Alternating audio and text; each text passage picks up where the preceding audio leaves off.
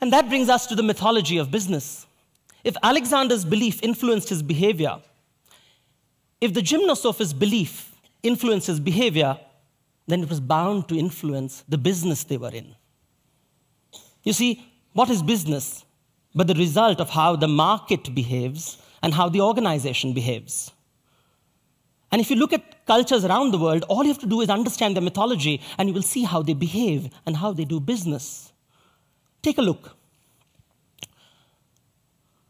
If you live only once in one-life cultures around the world, you will see an obsession with binary logic, absolute truth, standardization, absoluteness, linear patterns in design.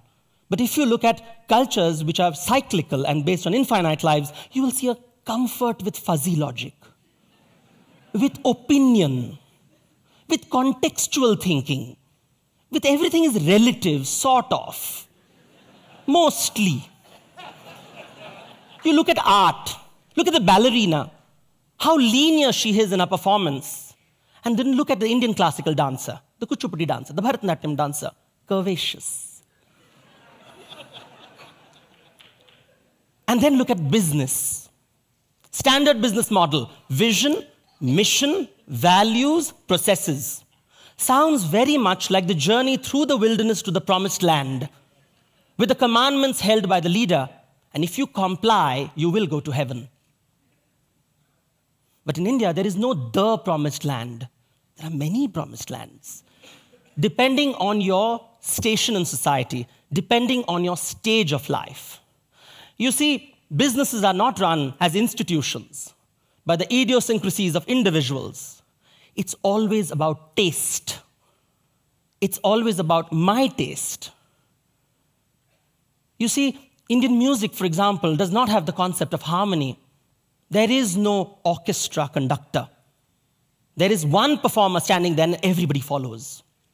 And you can never replicate their performance twice. It is not about documentation and contract. It's about conversation and faith.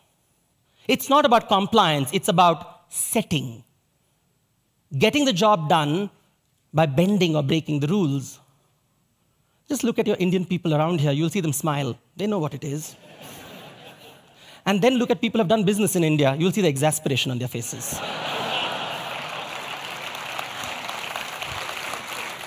You see, this is what India is today. The ground reality is based on a cyclical worldview. So it's rapidly changing, highly diverse, chaotic, ambiguous, unpredictable. And people are okay with it. And then globalization is taking place. The demands of modern institutional thinking is coming in, which is rooted in one-life culture. And clash is going to take place, like on the banks of the Indus. It is bound to happen. I have personally experienced it. I'm trained as a medical doctor. I did not want to study surgery. Don't ask me why. I love mythology too much. I wanted to learn mythology, but there's nowhere you can study, so I had to teach it myself. And mythology does not pay, well, until now.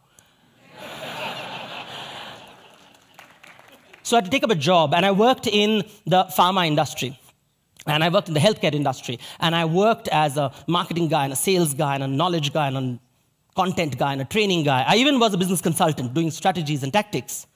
And I would see the exasperation between my American and European colleagues when they were dealing with India. Example, please tell us the process to invoice hospitals. Step A, step B, step C, mostly. How do you parameterize mostly? How do you put it in a nice little software? You can't. I would give my viewpoints to people, but nobody was interested in listening to it. You see, until I met Kishore Biani of the Future Group, you see, he has established the largest retail chain called Big Bazaar, and there are more than 200 formats across 50 cities and towns of India. And he was dealing with diverse and dynamic markets. And he knew very intuitively that best practices developed in Japan and China and Europe and America will not work in India. He knew that institutional thinking doesn't work in India, individual thinking. He had an intuitive understanding of the mythic structure of India. So he asked me to be the chief belief officer and said, all I want you to do is align belief. Sounds so simple, but belief is not measurable. You can't measure it, you can't manage it. So how do you construct belief? How do you enhance the sensitivity of people to Indianness? Even if you're Indian, it is not very explicit, it's not very obvious. So I try to work on the standard model of culture, which is develop stories, symbols, and rituals, and I will share one of the rituals with you. You see, it is based on the Hindu ritual of darshan. Hindus don't have the concept of commandments, so there's nothing right or wrong in what you do in life. So you're not really sure how you stand in front of God. So when you go to the temple, all you seek is an audience with God. You want to see God, and you want God to see you, and hence the gods have very large eyes, large unblinking eyes, sometimes made of silver. So they look at you because you don't know whether you're right or wrong, and so all you seek is divine empathy.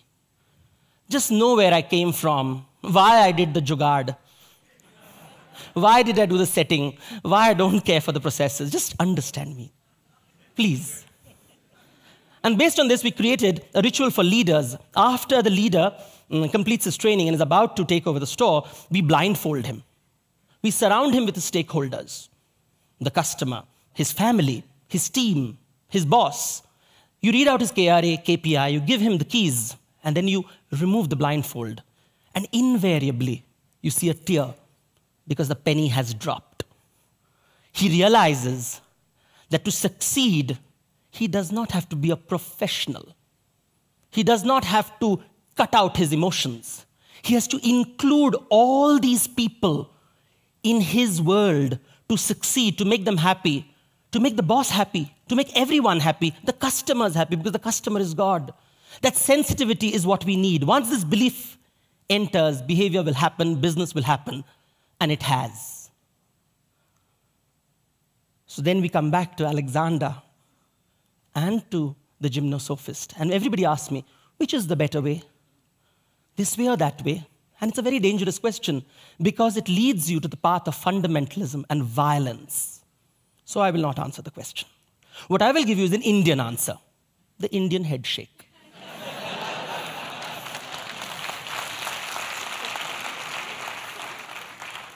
Depending on the context, depending on the outcome, choose your paradigm. You see, because both the paradigms are human constructions. They're cultural creations, not natural phenomena. And so the next time you meet someone, a stranger, one request. Understand that you live in the subjective truth, and so does he. Understand it. And when you understand it, you will discover something spectacular. You will discover that within infinite myths lies the eternal truth. Who sees it all? Varuna has but 1,000 eyes, Indra 100, you and I, only 2. Thank you. Namaskar.